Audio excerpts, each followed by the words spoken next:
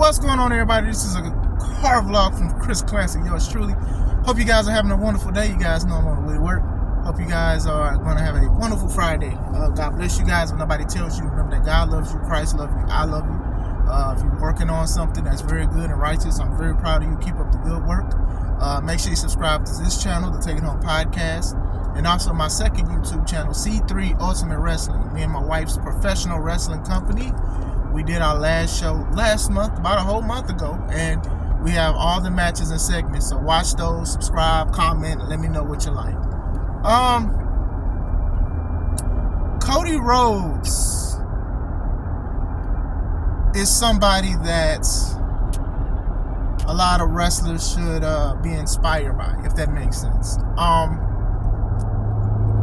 Cody took a lot of risk, leaving, going to the independents, causing up a stir in the independents, working to get AEW off the ground. Well, All In first, then AEW off the ground. He took a risk. The Elites, they took risks too, but not as much as Cody has. Cody had a lot of stuff riding on his back to try to make himself work, to evolve from Stardust in WWE to just being Cody Rhodes, to come out with the aviator jacket, if you guys know, when he did the independents, to joining the Bullet Club, to being the American Nightmare, to turn it into what he is now. He evolved, and he showed how important he was to wrestling. You get what I'm saying? That's a big thing. People love him for the most part in WWE.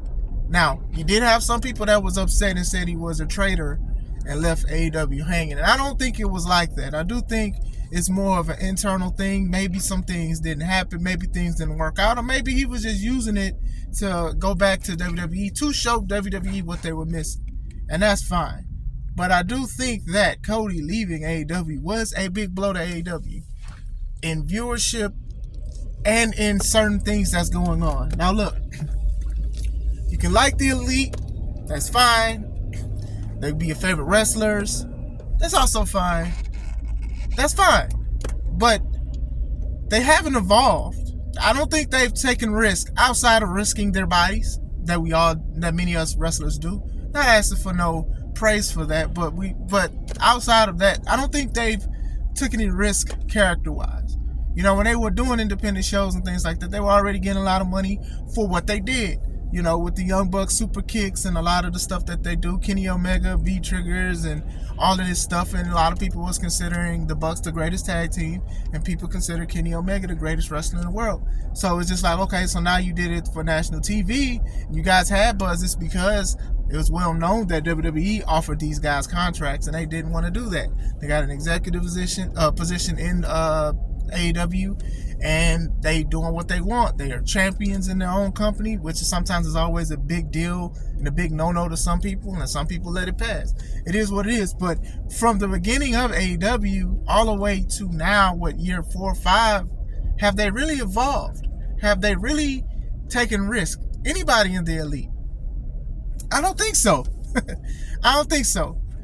Cody, some of his stuff was hit or miss. A lot of us, we already do jokes about Cody. We say Cody tried to save racism with that promo he had about him having a black and a white baby, and talked about Amir Khan, Tony's father, and things like that.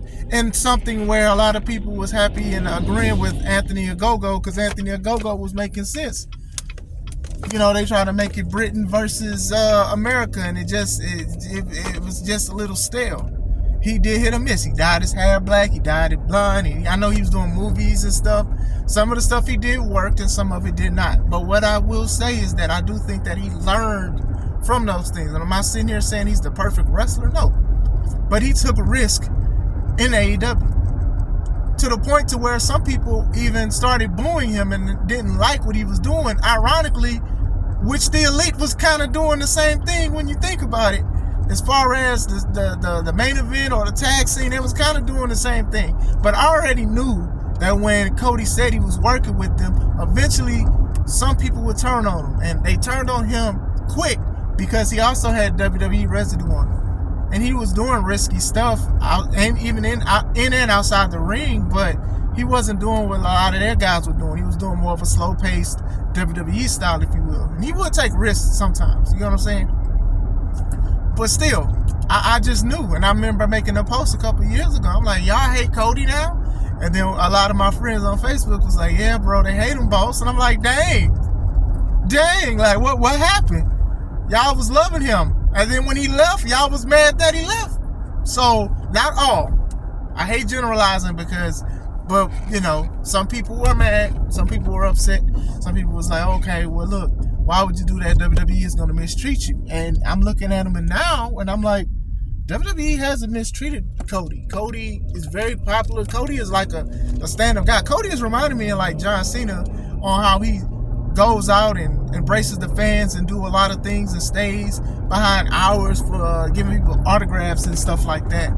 The guy, people still sing his song. Like, I thought it was so dope in Saudi Arabia that they was singing a song. Not sitting here saying they don't sing songs, but to me, that's very dope to go to another area and then the people singing the song word for word and things like that. That's a beautiful thing to know, that you're just not considered an American superstar. Like, you can be an international superstar. You know what I'm saying? So I do think that Cody took a lot of risks, and that's what we got to do as wrestlers sometimes, and even promoters, right? Sometimes you do take risks. Sometimes things work, sometimes things do not, but then you try to grow from it. What can I do to magnify this? What can I do to do better, and things like that? And I think Cody's hits or misses is what made him like what he is now. I know a lot of people was like, when he lost in WrestleMania this year to Roman, they was like, oh, he's going to be irrelevant, he's not going to be that important, oh man, he should have won it. And I thought he should have won it too, I'm not going to lie. But what he's done and what they have done with him, they have done great. Feuding with Brock and feuding with other guys that are mid-tier and top-tier and things like that, and even tagging with Jay and winning a belt. It's interesting.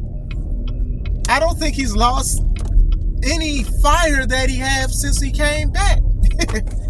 That's very important to understand, because a lot of people, if you are a fan, some people will be like, well, dang, you missed your opportunity and that's it. But I truly think that Cody will be the one to dethrone Roman. To me, at this point, it has to happen. It has to happen, yo. Nobody else but Cody. I think, cool, people other win it or whatever. I'm not going to sit here and say they don't deserve it or whatever like that. But at this point, I do think that it has to be Cody. It has to be Cody. You get what I'm saying? So that's what I'm saying. It has to be Cody. With the Elite, very talented guys and stuff like that. I'm not a big fan of some of the stuff that they do. You guys know that. But I don't think they have evolved. I think, okay, they're the Elite, and their name is in the wrestling company, and Tony Khan is funding a lot of the things. And some of their matches are good. Like, for example, I enjoyed Kenny Omega versus Bryan Danielson. I thought that was good. I thought that was a very good match. You know what I'm saying?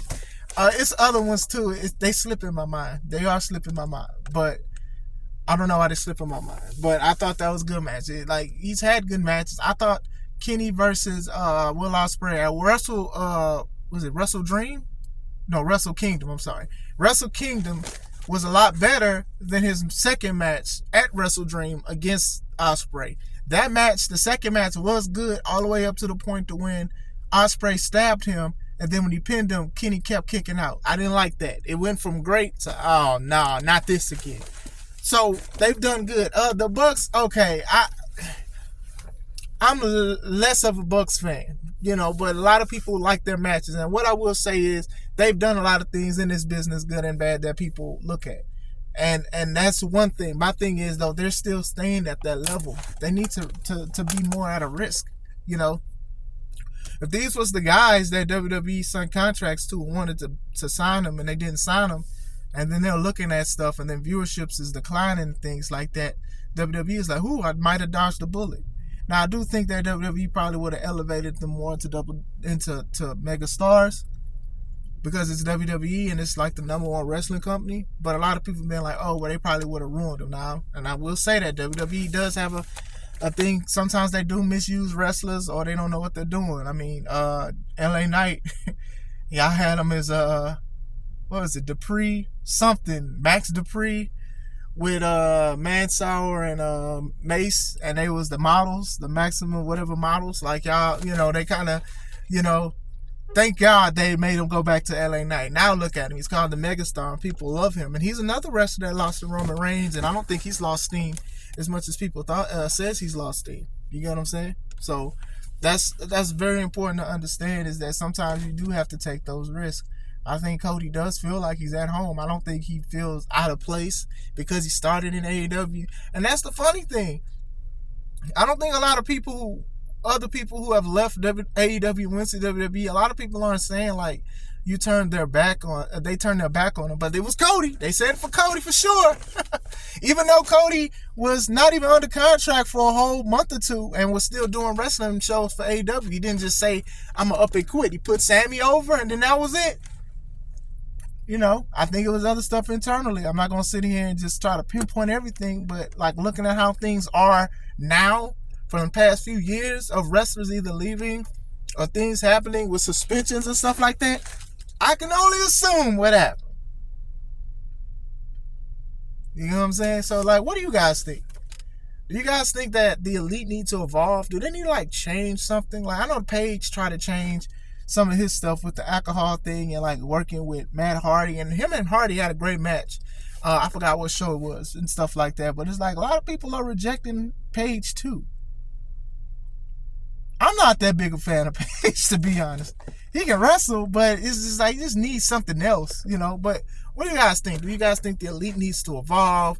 Are they okay? Like, what do you guys think of Cody? Have you guys been loving his WWE run so far? Let me know. This is Chris Classic. Let's take him home.